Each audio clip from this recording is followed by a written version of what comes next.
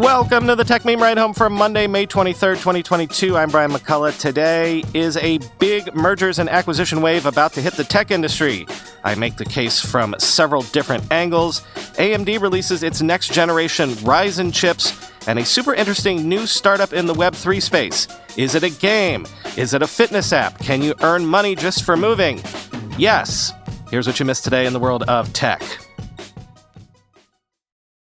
Sources say Broadcom is in talks to acquire VMware, which has around a $40 billion market cap, but the discussions are ongoing and there's no guarantee they will lead to a purchase. Quoting Bloomberg, Broadcom, which has a valuation of about $213 billion, fell 4.4% on the rumors.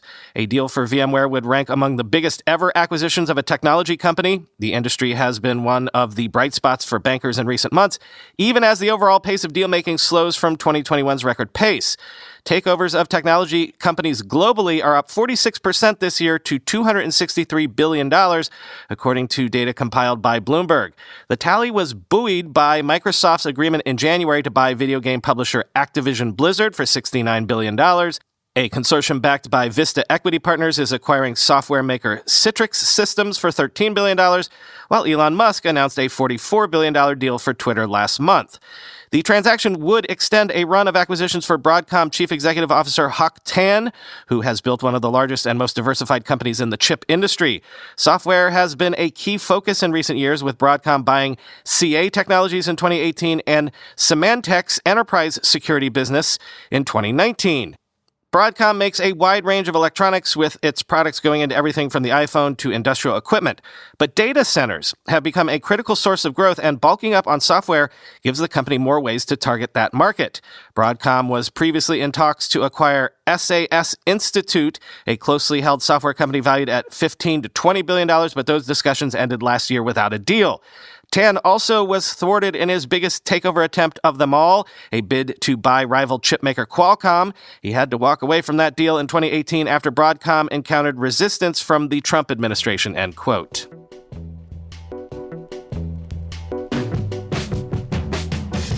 And over the weekend, the big rumor was reporting that gaming giant Electronic Arts is looking to sell or merge.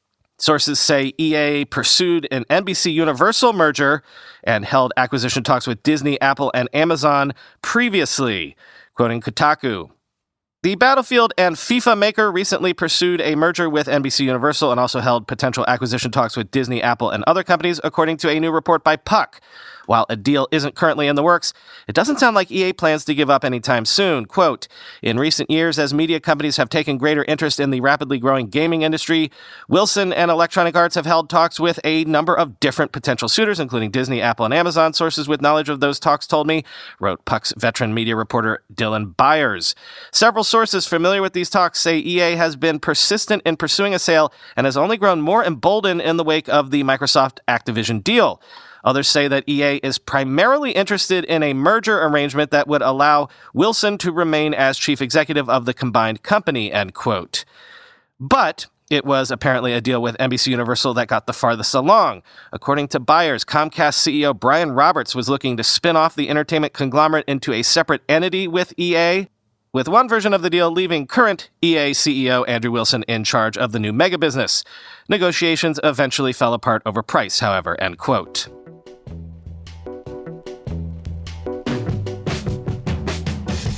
So gaming is clearly in a consolidation phase, but do you get a sense of a theme here? Note that tech mergers and acquisitions, as we said previously, are already up 46% this year. So with tons of once high-flying, but still in theory high-growth companies facing cratered market caps and perhaps a lot of high-profile startups on private markets unable to IPO because of market turmoil, could we be in for a wave of M&A activity in tech these next few months? Quoting the New York Times, Apple, Amazon, Microsoft, and the parent companies of Facebook and Google have lost $2.7 trillion in value so far this year, about the annual gross domestic product of Britain. So what have the companies done about this thrashing on Wall Street?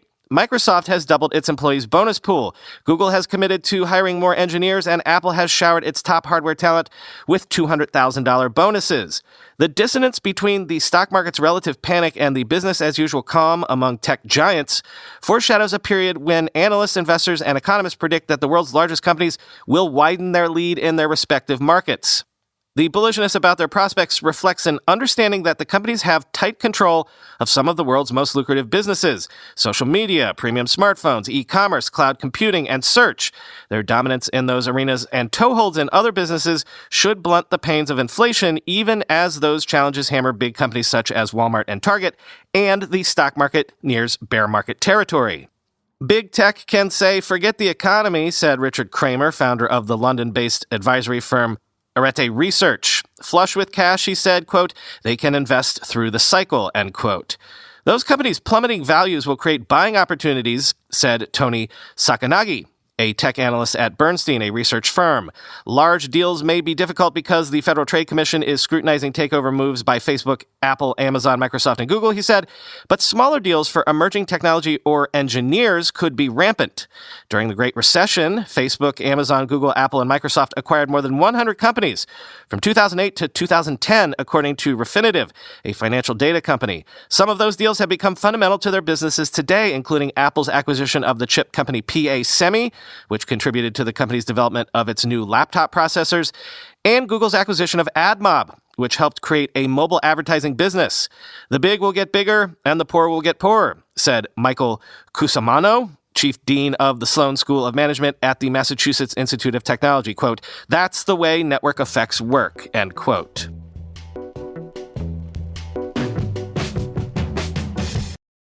AMD has unveiled the Ryzen 7000 lineup of CPUs with up to 16 Zen 4 cores based on TSMC's 5nm process, plus PCIe 5 and DDR5 on the AM5 motherboard, coming in the fall of this year, quoting AnandTech.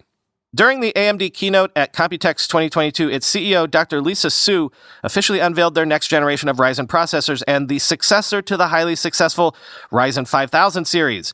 Although the TSMC 5nm manufacturing process was initially found in smartphones, with Apple and Huawei both championing the transition, Zen 4 marks the first use of 5nm for x86 desktop systems. The AMD Ryzen 7000 and Zen 4 are similar to Zen 3, including a chiplet-based design with 2 core complex dies, CCDs, based on TSMC's 5nm manufacturing process. While AMD isn't going into great detail on the Zen 4 architecture today, they have to save something to discuss for later in the year. For now, the company is disclosing that Zen 4 will come with 1 megabyte of L2 cache per CPU core, which is twice the amount of L2 cache as found on Zen 3 and Zen 2 CPU cores. Meanwhile, L3 cache will remain a subject for another day. AMD isn't offering details on its L3 cache or whether we will see Zen 4 models with its 3D V cache stacked packaging. Coupled with that L2 cache improvement, AMD is aiming for higher clock speeds, thanks to their architectural design and TSMC's 5nm process. Officially, the company is only claiming 5 GHz plus max turbo clock speeds for now, but in a demo video shown by Dr. Su, AMD's pre-production 16-core Ryzen 7000 chip was shown to be boosting to above 5.5 GHz, which is a significant uplift from the sub-5 GHz speeds of AMD's current Ryzen 5000 desktop chips. As a result of these cache, architectural IPC, and clock speed improvements, AMD is touting a greater than 15% increase in single-threaded performance. And checking AMD's disclosure notes, this is based on early Cinebench R23 notes comparing their pre-production 16C Ryzen 7000 chip to a 16C 5950X. Given the significant clock speed increases that AMD has demoed on this chip, this does imply that most of AMD's performance improvements are coming from the clock speed improvements rather than IPC uplift. However, Cinebench is a single benchmark, and for the moment, we don't have any further information on what core architectural changes AMD has made, end quote.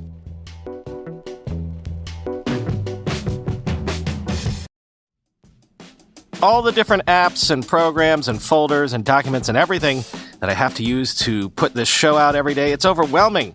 And then Zapier became a sponsor last year, and I started using them, and my dreams of automating my workflow became a reality.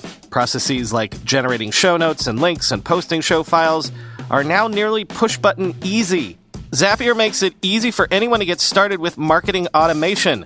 No coding required. It's the power of automation made possible for everyone. Easily connect over 4,000 of the most popular apps marketers use every day, like Google Sheets, Slack, and Facebook lead ads, to automate almost any workflow imaginable. And with thousands of easy-to-use templates, you can get started fast. Over 90% of customers say Zapier has made them better at their job. No wonder 1.8 million people and businesses use Zapier to streamline their work and find more time for what matters most. See for yourself why teams at Airtable, Dropbox, HubSpot, Zendesk, and thousands of other companies use Zapier every day to automate their businesses. Try Zapier for free today at zapier.com/ride. That's ZAPIER.com/ride. How do you raise millions of dollars in a token sale the legal way? LCX.com is a regulated token issuer.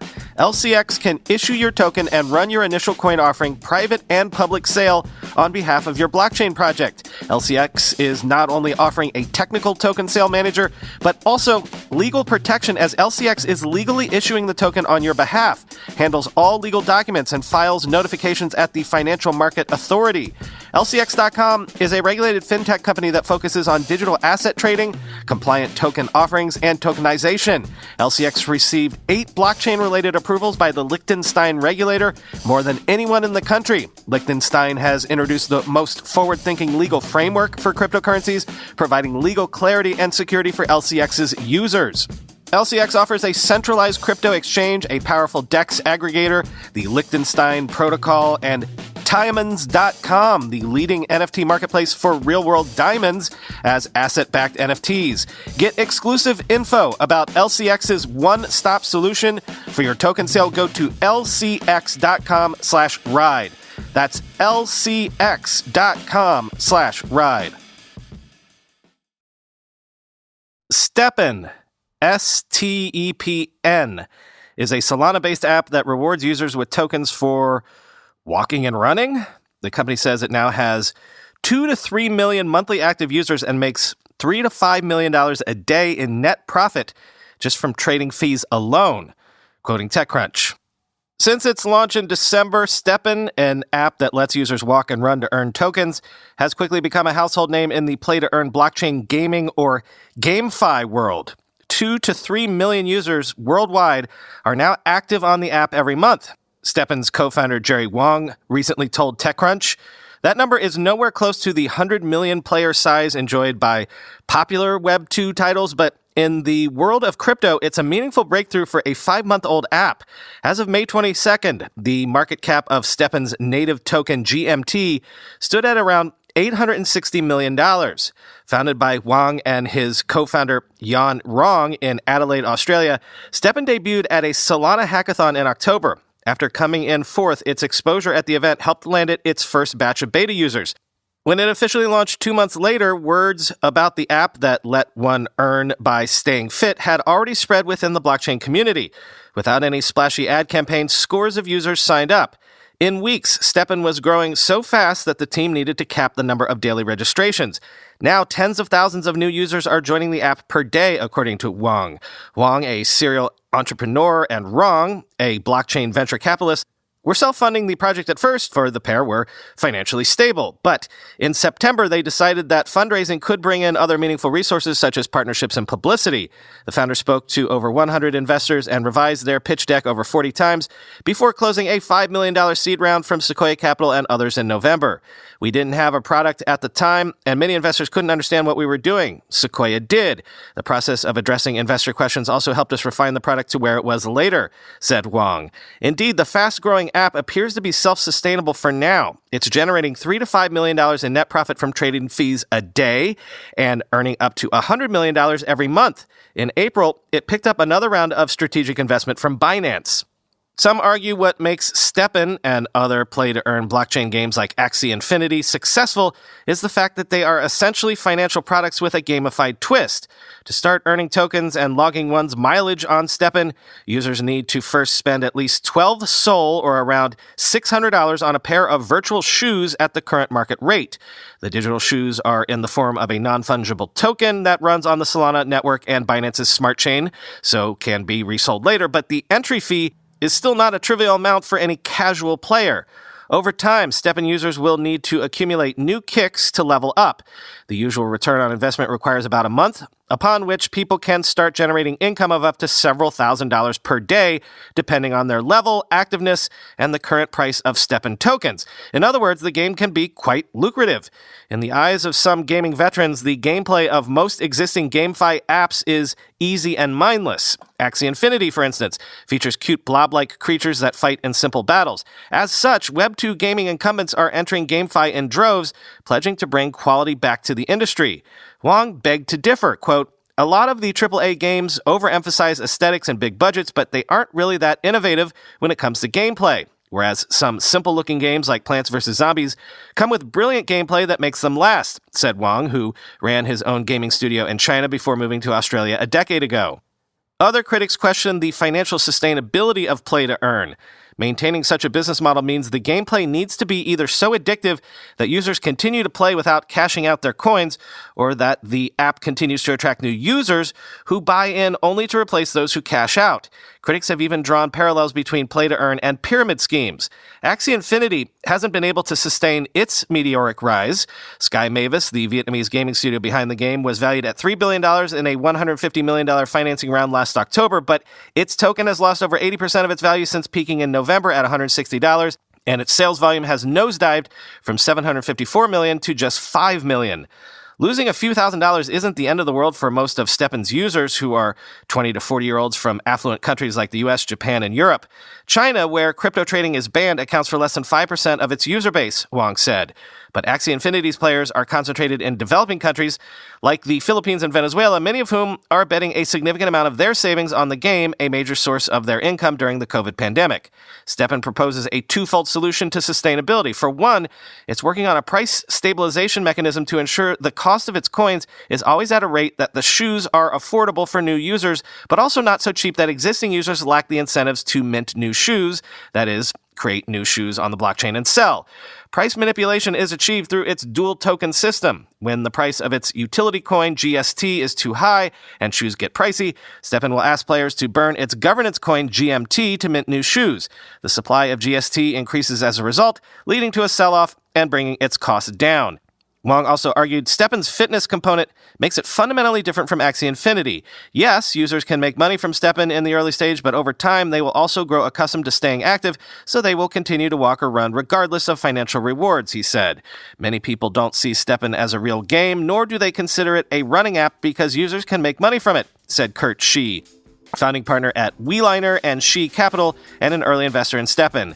It's hard to define what it is right now, but time will tell, end quote.